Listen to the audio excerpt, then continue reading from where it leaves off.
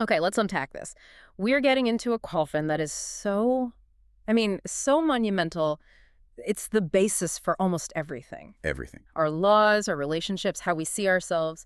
And the question is anything we think or do truly up to us? It's a huge one. It is. And the sources you sent over are really provocative. They hit you hard right from the start, saying that these historical giants, I mean, we're talking about Newton, Darwin, Freud, Einstein, Titans, yeah. they all independently came to the conclusion that this idea of free will we hold so dear just doesn't hold up. That's a serious claim. It is, and that's precisely why this deep dive is so critical. Our mission, really, is to take the framework from these sources and just rigorously test the concept. To see if it breaks. Exactly. We're going to walk through the logic step by step It- and see how it funnels you toward one really unavoidable conclusion. But, and this is the important part, the real payoff is what comes after. Once you sort of accept that conclusion, we're going to explore the really surprising ways that it could radically improve your life.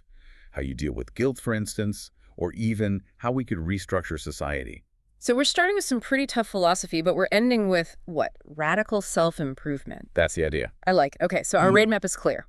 First, we walk into the logical trap that seems to eliminate free will. Right. Second, we look at the very specific definition those great thinkers were using and why changing the definition is sort of a cop-out. And then third, we spend the bulk of our time on the good stuff, the positive consequences for things like guilt, crime, and our relationships. Sounds good. All right, let's start with the hard logic. Okay, so this is the foundation. Yeah. And the source material really forces us into a corner with two options for how the universe can work. Yeah. You have to ask, is everything that happens governed by a reason, or is it just random? Causality versus acausality? Exactly. And if it's one of those two, where exactly is the room for human agency? I think most of us, lean towards causality. The universe isn't just pure chaos. But explain the logical trap there. Okay, so if we go with pillar one, a strictly causal universe, Right. then everything that happens must have a prior cause that made it happen. Sure. Which means every decision you make, every feeling, every single thought you have is simply the inevitable result of things that came before it. Like dominoes falling. A perfect analogy. Your brain is the most complex set of dominoes ever. But if you knew the state of all of them at one point, you could predict exactly how the next one will fall. There's just no space for a choice to pop into existence without a cause. So my thought is an outcome, not an origin. It's always an outcome. I get that. If I pick a sandwich over a salad, that choice was already baked in by my blood sugar, my memories, everything leading up to that exact millisecond. It's an effect. Right. But what if we say no? What if we reject that and say the universe is actually random, truly acausal? Well, then you run headfirst into the second pillar, and the problem is just as big. If the universe were truly random, your thoughts and actions would just be unpredictable events. Like a roll of the dice. Exactly what the source says. You'd have no more control over them than a dice roll. If a thought to be kind just randomly appears in your head, you didn't choose it. It wasn't an expression of your character. It was just a neurological glitch. So randomness isn't freedom. It's the opposite of control. It's a total absence of control, yeah. So the trap is set. If my choice is determined, I didn't choose it. If my choice is random, I didn't choose it. But hold on. This is where people push back. They always look for a third way, a middle ground. Of course. Our source mentioned this idea, emergent holism, the idea that the mind is more than the sum of its parts, that it operates on some higher level. That feels like a way out. It does feel like a way out, but that's the subtlety of the trap. You still have to ask the fundamental question about that holistic system. Is its behavior happening for a reason or for no reason? And if it's for a reason, we're right back to causality. You're right back in the first box. The logic is just inescapable. If you define causality as for a reason and acausality as for no reason, then there is no third category. It's like a light switch. It's on or it's off. It's on or it's off. There is no fundamental third state. You can have a complex system that flickers, sure, but the flickering itself is still governed by that on-off binary. So there's no room for some mysterious third mechanism. The conclusion is, well, unavoidable. That's a very clean way to frame it. Okay, so that philosophical ground is shaky. Now, let's connect this to the historical figures. When Darwin and Einstein rejected free will, were they running into the same logical wall? It must come down to how they define the term. It absolutely does. And they were all working from a very specific, very rigorous definition. For them, free will was the ability for a person to have acted differently under the exact same physical circumstance. Okay, the exact same circumstance. Down to the last atom in your brain, the last photon hitting your eye. Everything identical. Could you have truly done otherwise? That is an incredibly high bar. Mm-hmm. But I see why they used it, because that's what it feels like when we choose something. That's it. You stand at a crossroads and you think, I could go left, but I could also go right. The feeling is that both are possible in that exact moment. And that's why the sources call that definition logically correct. It perfectly matches our subjective experience. But, as you said, it's also physically impossible within the deterministic world they were describing. Right. A system can't produce two different outputs from the exact same inputs. It just can't. If every variable is identical at time A, the outcome at time B must be identical. And this leads to something the source called the rebranding warning, which I think is so useful for, navigating these debates today. The rebranding warning is vital. It keeps the conversation honest. If we agree that the ability to have done otherwise is the core meaning of free will, the thing we feel we have, then any other definition is just. Changing the subject. It's rebranding a different concept entirely. It's a way to avoid the tough conclusion. Like saying, oh, free will is just being able to act on your desires. Exactly. But that ignores the fact that you didn't choose your desires in the first place. So if you accept that classic, rigorous definition, then the conclusion Newton and Einstein reached is really the only one that's logically consistent. Okay, so here's the pivot. And this is, I think, the most important part for anyone listening. We've gone through the logic. So if we accept this, if we really accept that nothing we do is truly up to us, how on earth does life get better? Right. My first instinct just screams fatalism, nihilism. Where's the upside? And that's the most common reaction.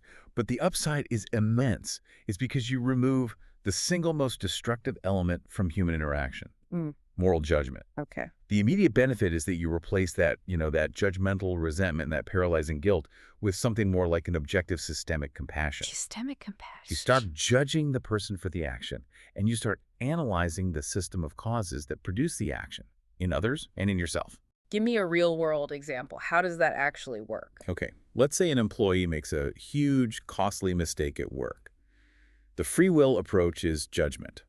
They chose to be lazy, they're culpable, they need to be punished. Yeah, that's the default. Systemic compassion asks, what were the causes? Were they poorly trained? Were they completely burned out and sleep-deprived? Is the system itself flawed? The failure still gets addressed, of course. You still need consequences. You absolutely need consequences to change future behavior. But the venom of blame is gone. You're fixing the causal chain, not condemning a soul. That focus on the system, I can immediately see how that scales up to big societal problems. Like, let's take something as charged as crime and punishment. It's a complete paradigm shift. Yeah. The whole approach moves from retribution to prevention and rehabilitation. It becomes a public health approach to crime. A disease to be cured, not a sin to be punished. Precisely. You no longer see the person as someone who freely chose evil. You see the action as the inevitable output of a whole system of causes: poverty, trauma, biology, lack of education. You focus on fixing those things. That doesn't mean you just let dangerous people walk free, though. Not at all. It means the goal of incarceration changes. It's not about moral punishment anymore. It's about necessary segregation for public safety and rehabilitation designed to change the person's future causal inputs. On a personal level, I think the biggest relief for me is how this could impact, that feeling of imposter syndrome. Oh, absolutely. That anxiety that you didn't really earn your success. How does this view help with that? Imposter syndrome just withers on the vine because you realize that your successes, your intelligence, your work ethic, whatever, are the result of fortunate circumstances in biology. You didn't create them from scratch. You didn't choose your genes or your upbringing? You were incredibly lucky. And that allows you to feel gratitude for your success instead of feeling this crushing weight of having to constantly prove you deserved it more than someone else. So if we zoom right into our daily lives, our relationships, the source talks about something called radical patience. Yes. I find that one really challenging. I mean, if my partner is irritable, my first reaction is judgment. They chose to be inconsiderate. And that judgment creates stress for everyone. Radical patience comes from realizing that in that moment, they were not choosing to be irritable. That behavior is the inevitable output of their current stress, their history, their biology. So you look at them and think, the bad traffic, The rough meeting at work, not enough sleep, those are the causes. Those are the causes that produce this specific behavior in this specific organism at this moment. It's not a personal attack on you. It's just causation at work. That allows you to step back from anger and into, I guess, problem solving. Or just understanding. Yeah. It replaces that exhausting debate of who's to blame with a pragmatic assessment of how to change the conditions. But this brings us to the biggest challenge, and we have to hit this head on. If nothing is up to us, doesn't that just lead to fatalism? A why bother attitude? Why try to improve if it's all locked in? This is the most important piece to get right. And the solution is what the sources call consequential responsibility. Consequential responsibility. Yes, we avoid the fatalism trap because even though the action was inevitable, the action itself is a cause for future events. The argument isn't that effort is pointless. It's that the desire to make an effort is also determined, and that effort is a necessary part of the causal chain. Okay, so Yeah. my desire to practice the piano is predetermined, but I still have to do the practicing. You still have to do it. The practice is the necessary cause for the future outcome of you playing well. The hard work still matters. It's a crucial link in the chain. So that final framework, what does it look like? It's combining the recognition of causality That behavior is inevitable, yes. with the understanding that our actions are still necessary causes for what happens next. That's it, exactly. Even if your effort to find a new job was predetermined, that effort is still the cause of you getting the new job. You don't get to skip the effort part. So you're not undermining the effort itself. You're just removing the moral judgment around it. That is the ultimate improvement. The framework preserves the drive for improvement because your efforts are vital causes. But it completely eliminates the cruelty of moral blame.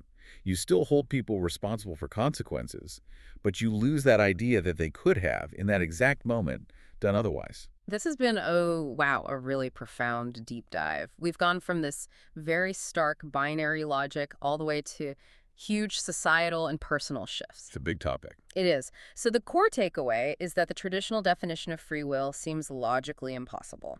But, and this is the surprise, accepting this leads to a more compassionate, more effective world. It's about maintaining all the positive aspects of accountability that drive us forward, but just stripping away the destructive venom of blame and guilt. So here's the final thought for you to take away. As you go about your week, really consider this. What would it actually mean in your daily life to permanently eliminate the cruelty of moral blame? If you saw every action, your own and everyone else's, as just an inevitable cause in a massive system, and focus only on the positive consequences you want to create next, how would that change you? How would it change your patience, your accountability, and the way you process your own mistakes? That's the real practical power of this whole idea.